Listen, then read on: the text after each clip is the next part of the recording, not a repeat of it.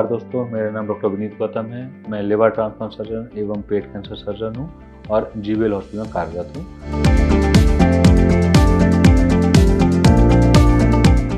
Video series की इस कड़ी में मैं आपको लिवर फंक्शन टेस्ट के बारे में बताने जा रहा हूँ। लिवर फंक्शन टेस्ट या जो लिवर की जांचें हैं उनके बारे में बताने जा रहा हूँ। तो लिवर फंक्शन टेस्ट में बेसिकली हम क्या क्या करते हैं, इसमें जब हम ब्लड सैंपल देते हैं तो उसमें कुछ पैरामीटर्स देखे जाते हैं जिनको हम लिवर फंक्शन टेस्ट बोलते हैं। इसमें बिलिरुबिन होता है, एंजाइम्स होते हैं SGOT, SGPT, एक अल्कलाइन फॉस्फेट एंजाइम होता है, इसके अलावा एक एल्ब्यूमिन प्रोटीन होता है और एक कोगुलेशन मार्कर होता है जिसको हम PTINR बोलते हैं। तो ये 5-6 चीज़ें लिवर फंक्शन टेस्ट में हम देखते हैं।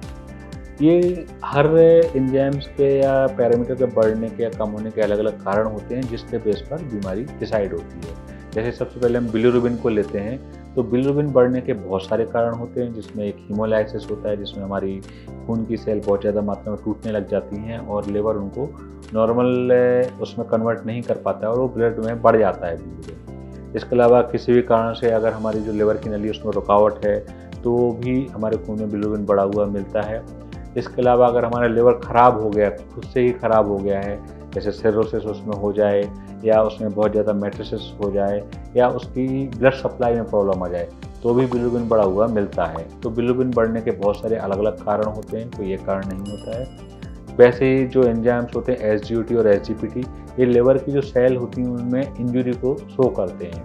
ये जो ड्रिंक करते हैं ज़्यादा उनमें SGOT ज़्यादा बढ़ा हुआ मिलता है और अन्य और किसी भी कारण से जब लिवर में कोई चोट लगती है, चोट से मतलब होता है कि लिवर को जो चीज़ अफेक्ट करती है बीमारी, जैसे इस्कीमिक इंजरी जिसमें उसकी ब्लड सप्लाई प्रॉपर नहीं होती है, हेपेटाइटिस B और C का कोई इन्फेक्शन अगर हो जाता है, कोई दवाई का साइड इफेक्ट है, तो इन सब बीमारियों में हमारा SGPT एंजाइम बढ़ता है या कोई भी दूसरा वायरस का इन्फेक्शन होता है। तो इसके अलावा अल्कलाइन फॉस्फेट एक एंजाइम होता है, जब किसी भी कारण से हमारी लिवर की नली में रुकावट होती है तो अल्कलाइन फॉस्फेट बढ़ा हुआ मिलता है, या फिर जो ड्रिंक करते हैं उनमें भी बढ़ा हुआ मिलता है।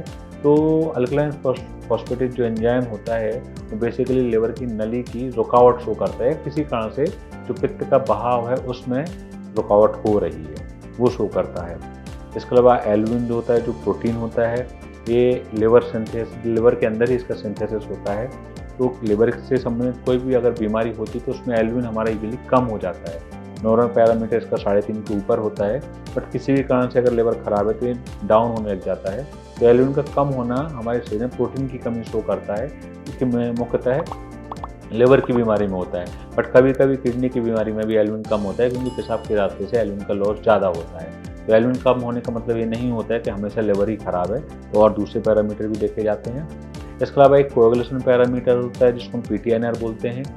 इसका सिंथेसिस लिवर में ही होता है। फैक्टर होते हैं 7-8 जो लिवर में सिंथेसिस होते हैं। जब लिवर की कमी, लिवर में खराबी होती है, कोई इंजरी होती है, कुछ भी होता है तो ये बढ़ा हुआ मिलता है, जिससे ये शो करता है कि हमारी खून का जो थक्का जमाने की क्षमता है उसमें कमी आ गई है। अगर चोट लगेगी या कोई हम ऑपरेशन करेंगे तो खून अत्यधिक बहेगा। तो ये सारे जब हम एक लिवर फंक्शन टेस्ट करते हैं तो सारे पैरामीटर देखे जाते हैं और जिसमें जो भी गड़बड़ आती है उसके हिसाब से हम आगे जांचें कराते हैं। उस ये पैरामीटर पर डिपेंड करता है आगे हमें कौन सी जांच कराना है, अल्ट्रासाउंड कराना है, CT स्कैन कराना है, MRI कराना है या फिर हमें लिवर बायोप्सी करना है। तो जिस किसी के भी लिवर फंक्शन टेस्ट में कोई दिक्कत आ रही है उनको लिवर स्पेशलिस्ट डॉक्टर से मिलना चाहिए, क्योंकि लिवर फंक्शन टेस्ट गड़बड़ होने के बहुत सारे कारण हैं और बहुत सारी बीमारियाँ होती हैं।